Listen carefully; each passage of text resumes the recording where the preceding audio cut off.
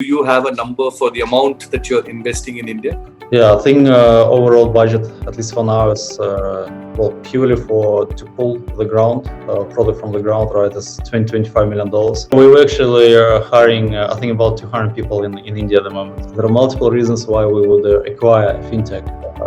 First obvious reasons because of license. So the first thing that Revolut is going to do in India is to buy out a company. What is that going to be? Which one is that? I think I finally got my mega headline. What is that? Hello everyone, welcome to Business Insider. This is Sriram here, and today's show is dedicated to everyone who loves a good disruption. Our next guest has a company hasn't entered India yet, but those who have used it say that this could be the biggest disruption that Indian banks could have faced. It's not Google, it's not Paytm, it's not Alibaba or SoftBank. It's a British startup called Revolut. And many people who have been exposed to this say that it could do what Uber did to old traditional cabs, Netflix did to content. Revolut and companies like that could do that to traditional financial system in India. Think of it as a bank without a branch, a super app which gives you every possible service that a bank can offer at a fraction of the cost. Foreign exchange, stock trading, cryptocurrency, so on and so forth. And this $5.5 billion 5-year-old startup is ready to enter India. So join me in welcoming the founder and CEO, Nikolai Stronsky. Welcome to Business Insider, Nick, and welcome to India. So we know what to expect from Revolut. A little bit, because based on my research team has put together screenshots. In fact, we have colleagues in the UK who have helped us with some of the research here, and it's quite impressive, I must say, from a user experience point of view. But having said that, beyond user experience, India also has a problem of financial illiteracy or lack of exposure, digital divide. Not everyone has access to the same kind of speeds or the same kind of the language, those kind of things. Are you worried about those kind of challenges cropping up? And there is a follow-on to this. I'll come to that in just a bit. Why don't you answer this? I mean, my philosophy and our team philosophy is product should simply work. Obviously, you need to have a very simple, beautiful interface, but it's just a cherry on top of the pie. Ultimately, all your process mechanisms within the product should just work, right? So you should press the button and then everything is done. It's as simple then. Whenever you do transfer, whenever you buy a stock, whenever you buy insurance or get credit, it should be frictionless for your experience, right? And all the complexity should be hidden from the user, and then from operational point of view, everything should be as smooth as possible. So ideally, no one should complain about their transfer is stuck, or that order is not executed. So that's how we approach business as a whole. So beautiful product is just a cherry on top of the pie. If that is the case, then in India India has had its own fintech revolution of sorts in the last 5-6 years because of the UPI, the Unified Payments Interface, right? So now that is something. Do you feel like you missed out on something because that kind of database was not available in any other part of the world? Yeah, obviously it's a huge advantage for payment startups in India who want to launch, but then it's also a disadvantage for them because the first takes the whole market. That's reality, and then it's very hard to compete. So when you have a clunky payment system within the country, right? So as a result, you have many players competing with each other. So whenever you unify everything, then the largest player takes it all. So that's reality, because they remove the whole friction and they have the largest market share, and then it's very difficult to compete. So you believe that you jumping in right now just gives you as much opportunity as anybody else? Is that what you're trying to say? I'm saying it's good for consumer at the first stage, but then at latest the first 5 years, but then from 5 to 15 years might not be as good. Example can be Google, Facebook, Instagram, and so on, right? Obviously, they jumped on providing the best service, right? And given there were no barriers and everything was unified, it created huge advantage to people, right? But then as a benefit, it's very difficult to compete with them. Is it as great an idea in 2021 India? Because you're talking about user interface is just the cherry on the top. But pretty much every bank in India, and you have so many other payments players, So as a consumer, I mean, if and it literally happened yesterday that one of my payments failed on one app, so I quickly jumped onto another and just finished it. Do you see this as groundbreaking in 2021 in India, as it was possibly in 2015, 16, or 17? Well, from a global point of view, right? We as a global company, right? We, as I mentioned, provide services that no one in India can provide, and it's very cool. If you're in India, you want to stop US account, you do it within one click. If you're in India, you want to send money to, say, UK, right, instantly for free. Again, you do it within one click. You can buy a stock in US, Apple, at interbank rate, right? Because obviously, if you're just using an Indian stockbroker, you first need to exchange from rupees to dollars. You will lose probably 2-3%, and then there will be commissions. Again, we'll do it instantly for free for you, right? So these are all, I would say, groundbreaking from cost and from experience point of view. Still groundbreaking. Yeah. Would you need a banking license to do all of these things? What has been sought of you? So for now we don't. So we plan to apply for equivalent of e-money license, and then potentially payments and credit license in India. And maybe at later stage we will look at a more heavy weight license, I would say. When you say later, how long? What is the visibility that you have? 5 years later? First we need to launch Indian market, right? And then after we launch, we might look at license extension to something more heavy.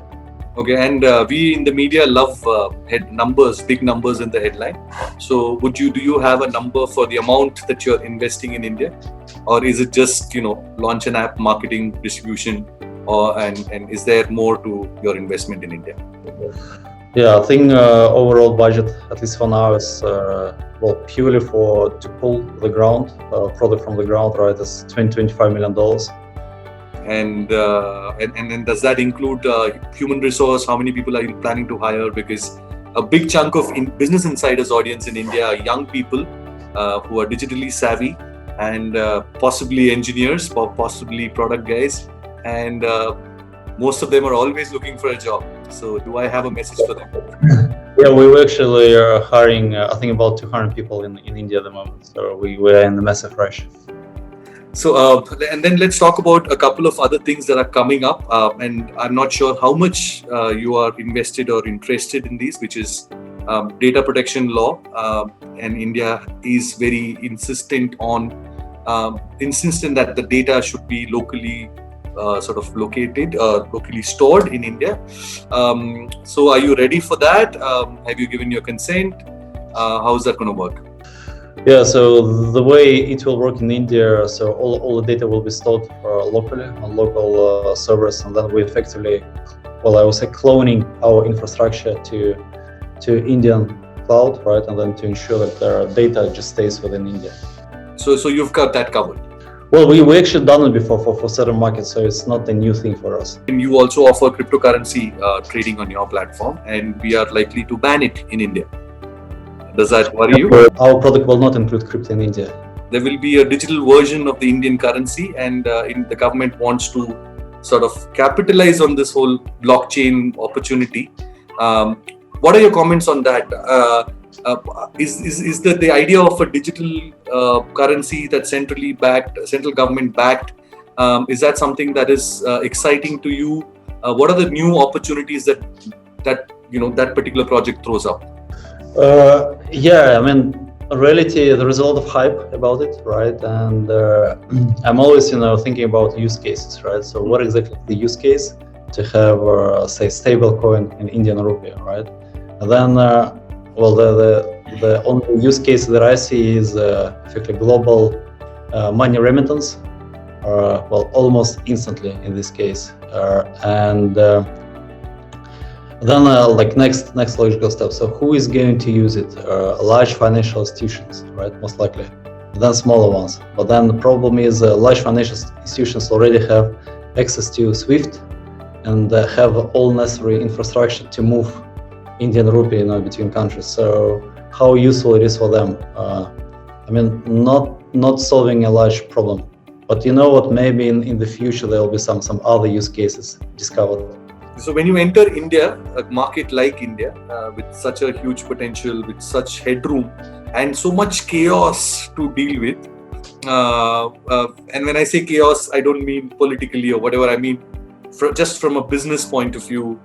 You have every 500 kilometers, you have a different customer, different preferences, different tastes.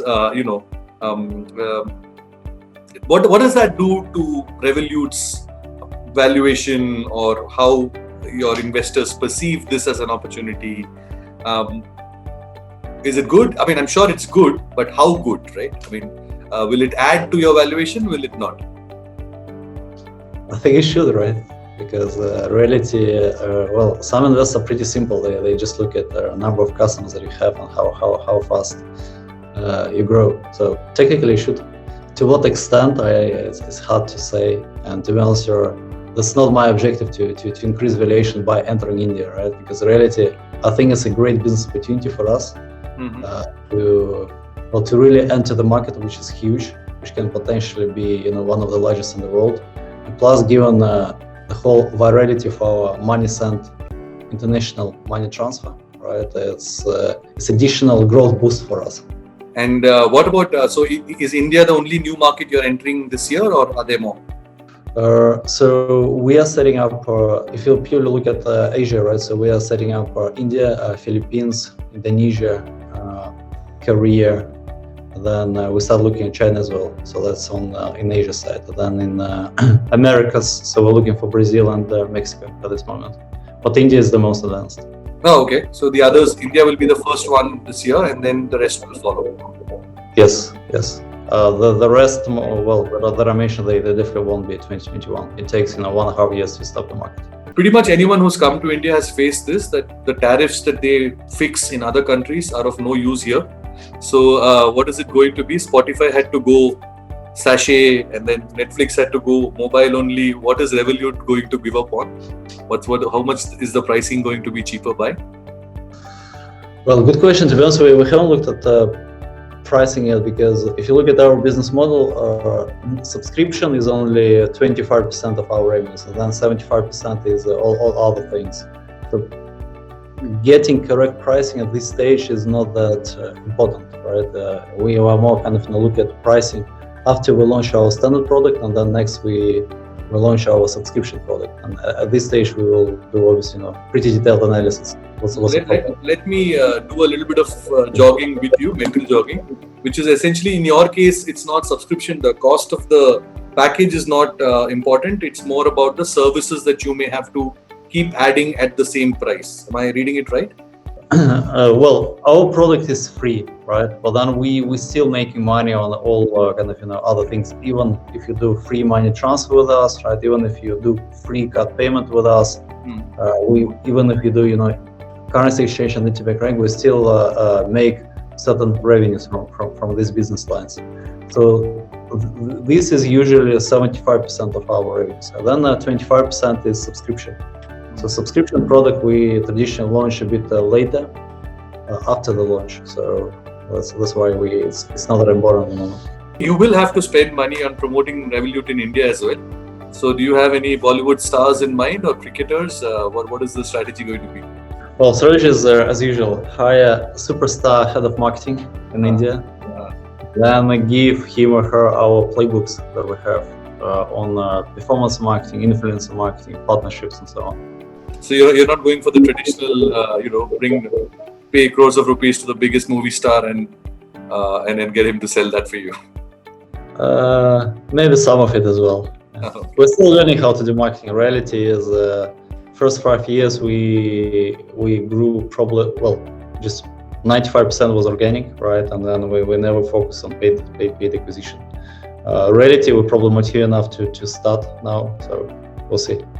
So the next 5 years, you're not looking at any acquisition or partnership with any existing fintech? Acquisition or partnership with a new fintech? No, we actually do, right? Reality, there are multiple reasons why we would acquire a fintech. First obvious reasons because of license. So when you enter a new market, you always have a choice. You either partner with someone, you get your own license, or you acquire someone with a license. So in every single market, we evaluate this route. acquiring someone with a license. Nope. So, and then partnering with fintech, again, possible. So it depends what kind of products they need and how long will it take us to build the same products. So building was not really a problem because we were quite fast. But if you have a product which is protected by license, then it takes a long time to get licensed. Then yes, in this case we might partner. So the first thing that Revolut is going to do in India is to buy out a company. What is that going to? Which one is that? I think I finally got my mega headline. What is that? Well, we're still investigating all possibilities, but most likely we'll go through organic route by applying for our own licenses. But we will see. It's not decided yet. It's not decided yet. Okay. And so okay, I guess we can do some speculation at our end, line up all the weaker players with license, and then what Revolut can do. Or you could tell us. Maybe we can get the list from you as well. Cool. That's awesome. Thank you so much.